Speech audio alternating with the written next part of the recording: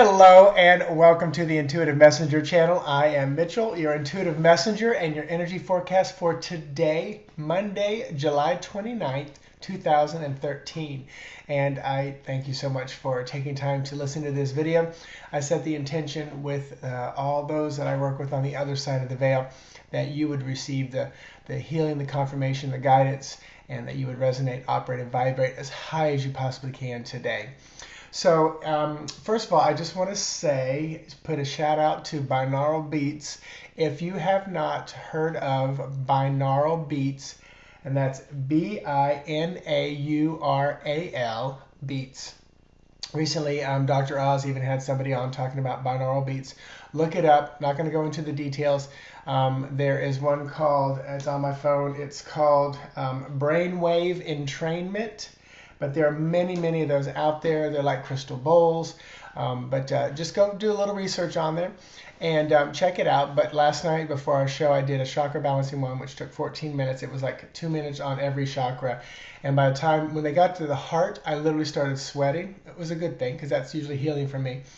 And by the time they got up to the crown chakra, I was about to buzz out of my chair. So just a real interesting way to kind of train your brain, to connect with more of it, and to balance depending on what the intention is set for that particular sound or ohm or music.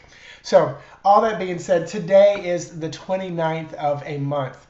That is cool because that is 2 plus 9, which is an 11. That's a master number. In tarot, it's the Justice card, so feel a lot of balancing, bringing things back into balance, bringing justice in, coming through this.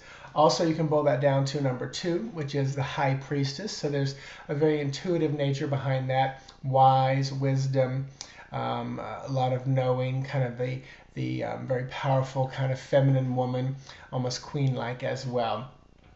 And then also you boil all the numbers down, 7, 29, 2013, you get the number 24, which is 6 in the deck, and that is the Lover's card. So energy for today, they're using your intuition, your knowingness, your wisdom, to bring the balance back into this day, especially around relationships, especially around maybe romantic ones as well. So it's a very fun day, I feel like, for bringing things back into balance. Yesterday was the slingshot day, to get you over a hump, past something, through something.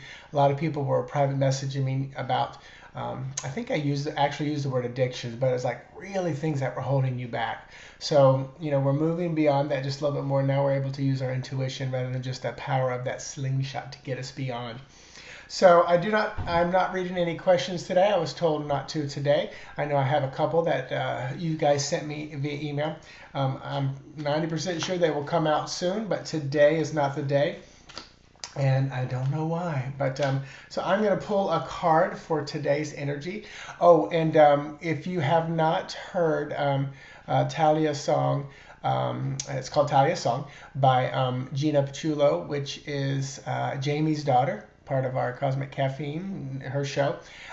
Go to my Facebook page, Jamie's, Evans, Brenna, we've all posted it. I think I did. If I didn't, shame on me.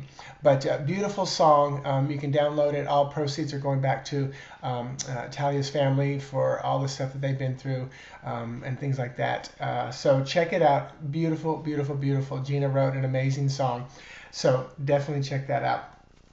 And diving in, the card for today is going to be the King of Cups. So this card, oftentimes in the tarot deck, our kings will be those that have, quote, mastered their suit or kingdom or element. So cups are the element of water. They're usually very emotional things, matters of the heart. So this guy is like the ultimate, what's the word I'm looking for? Ultimate master of his emotions. He's achieved that. It doesn't have to be a guy, it can be a woman as well. Because the Queen of Cups, she's leading up to this moment of ultimate mastery. But very sensitive, sweet, often male. This is when I do my readings, because I am in Central Florida, this is often representing of a Latino man. because my cups often have that kind of Caribbean feel, very watery, very ocean-like, very Atlantean-like. So, and I love the seahorses around here. Now, something I haven't talked about in a while, because I don't know if I pulled a king card, but in my deck, here's a good lesson for you. Notice that you get to see part of this guy's castle, what's around him. That is usually, for kings, that can be what defines them, what they have.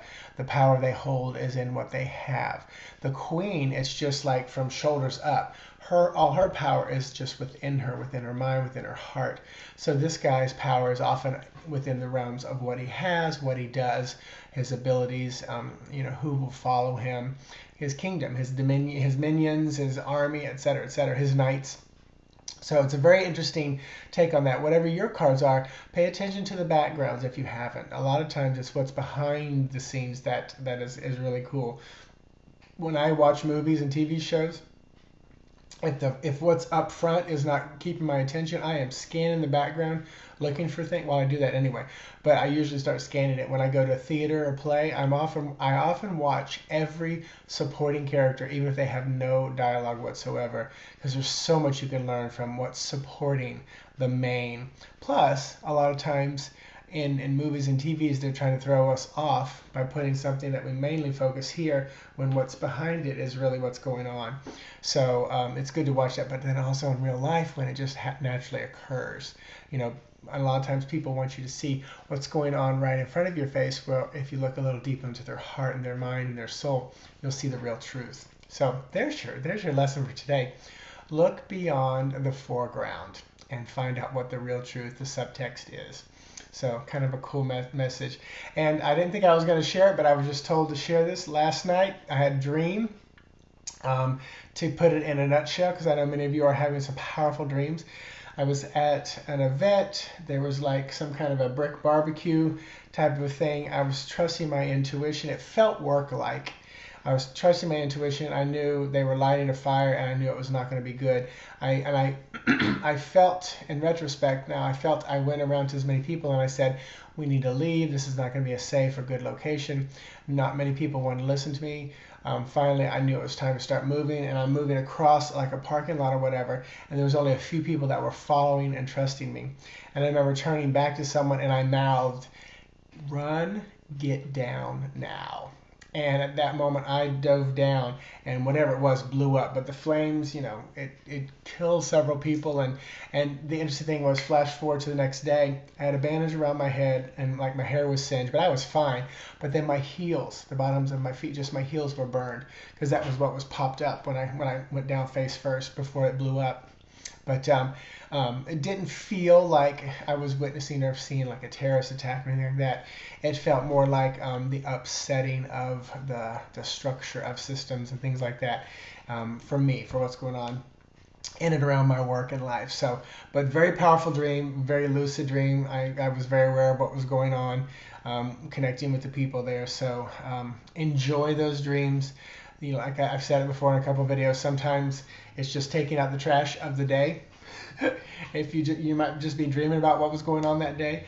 Sometimes they're like a metaphor for what's going on in your life. Sometimes they're literal. Sometimes I believe most of mine right now are me in parallel alternate universes or areas, working and helping and growing, because my body's resting but my soul's still going. So all that being said, enjoy those dreams, keep them lucid, and fun. Set the intention before you go to bed if you want to remember them. I encourage you to write them down. I used to have just a pad, and I would write like 1 or 2 key words, because if I can remember 1 or 2 key words or images, I can pull the entire dream back up for sure.